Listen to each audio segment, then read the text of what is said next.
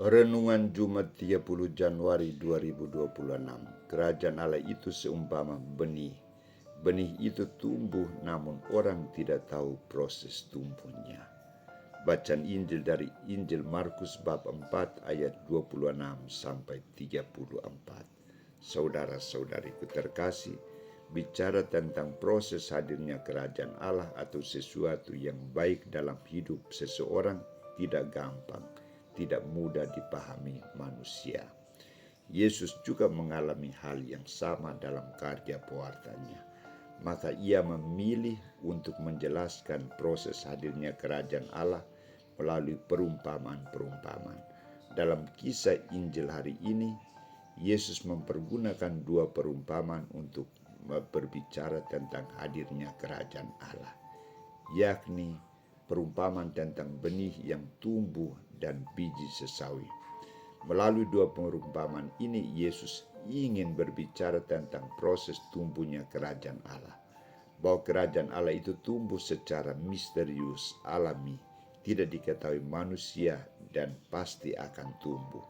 Sumber tumbuhnya kerajaan Allah itu adalah inisiatif murni dari Allah, atau dari Allah, bukan dari usaha manusia semata. Prosesnya sangat sederhana, kecil, seperti benih atau biji sesawi. Namun kerajaan Allah itu akan berkembang menjadi besar, berdampak luas dan menghasilkan buah pada waktu yang ditentukan oleh Allah. Hal yang serupa juga dialami oleh tuntutan orang-orang Farisi, para ahli-ahli Taurat, agar Yesus cepat menghadirkan kerajaan Allah.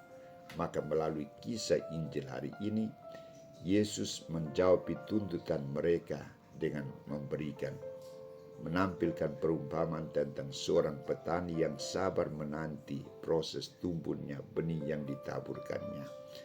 Benih yang ditaburkan itu tidak langsung tumbuh dan menghasilkan buah, tetapi harus mengalami proses yang tidak diketahui oleh petani itu. Lambatnya proses tumbuhnya benih ini melambangkan bahwa lambatnya juga pertumbuhan benih kerajaan Allah.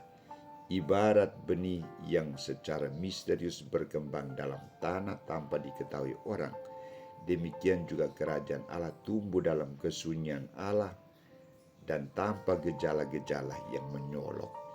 Untuk lebih membantu proses pemahaman orang-orang Farisi yang lambat dan lama tidak mengerti proses hadirnya kerajaan Allah yang ditawarkan oleh Yesus, Yesus mempergunakan perumpamaan kedua, yakni biji sesawi.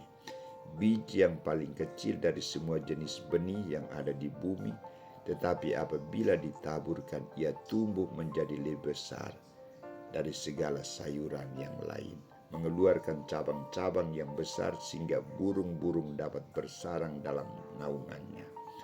Dalam perumpamaan ini, Yesus menegaskan bahwa awal mula kerajaan Allah itu ditampilkan dengan sangat sederhana, tidak dianggap bahkan disepelekan oleh manusia, namun betapa menakjubkan perkembangannya di kemudian hari.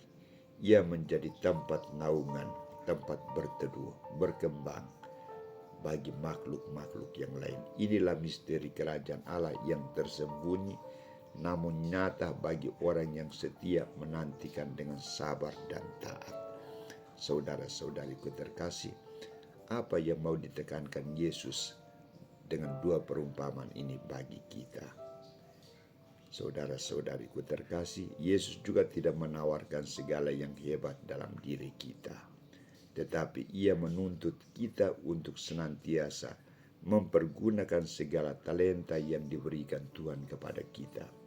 Kita memanfaatkan semuanya itu bukan untuk bermegah diri, tetapi untuk menciptakan sesuatu yang baik dan benar.